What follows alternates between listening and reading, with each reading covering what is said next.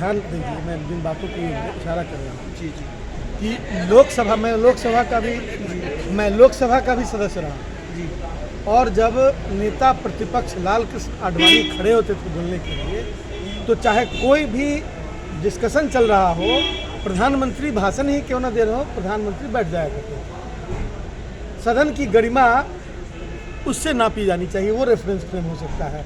नेता प्रतिपक्ष को यदि सामान्य सदस्य की तरह आप ट्रीट करेंगे तो यह बेमानी हो।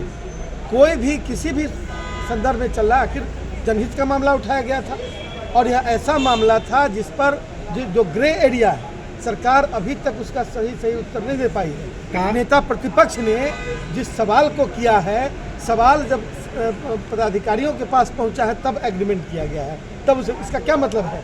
सरकार सीरियस नहीं है, सरकार कुछ छिपाना चाहती है। सरकार 12 करोड़ जनता के रिप्रेजेंटेटिव्स इस हाउस में बैठे हुए हैं और वो जानना चाहते हैं और उसको बताने से हिचक रही है। मंत्रियों के मनोबल को कहा जा रहा है कि आप लोग गिरा रहे हैं। देखिए, मनोबल तो अपने मोरल की तरफ ध्यान देना चाहिए। सरकार जब गलत बयानी करने लगती है, सरकार की ओर से कुछ बातें छिपाई जाती हैं, तो मन में कहीं ना कहीं चोर बैठा हुआ है, तो डिमोरलाइज दूसरा क्यों करेगा? वो खुद डिमोरलाइज है।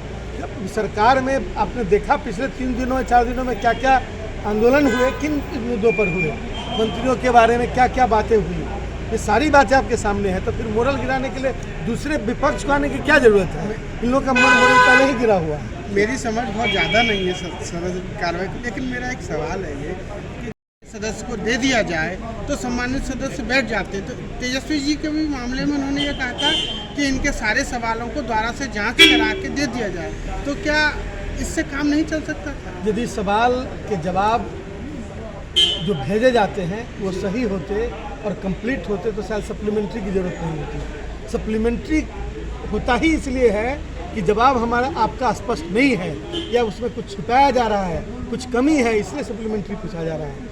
तो मैं समझता हूँ कि इतनी सारी बातें माननीय तेजस्वी प्रसाद यादव जो कि नेता प्रतिपक्ष हैं, जिनका दर्जा मुख्यमंत्री के तुरंत बाद का दर्जा है, वो कॉन्स्टिट्यूशनल पोस्ट पर है, उनके साथ इस तरह की बातें, अरे स्पीकर साहब को तो नियमन भी कर सकते हैं, जो नियमावली में दिया है उससे अलग जाकर भी, और ये करते हैं।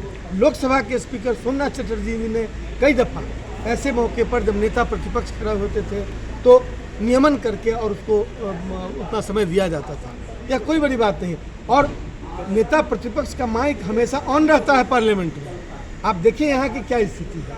मैं इस बात की मांग करता हूँ कि नेता प्रतिपक्ष को पर्याप्त जो प्रजातंत्र में उनका स्थान दिया गया है हाउस में, उसके अनुरूप उतना प्रिविलेज और उतनी व्यवस्था होनी चाहिए। ठीक, थैंक यू। अगर आपको हमारा वीडियो पसंद आया हो तो इसे लाइक करें, सब्सक्राइब करें और साथ ही बेल आइकन दबाना ना भूलें।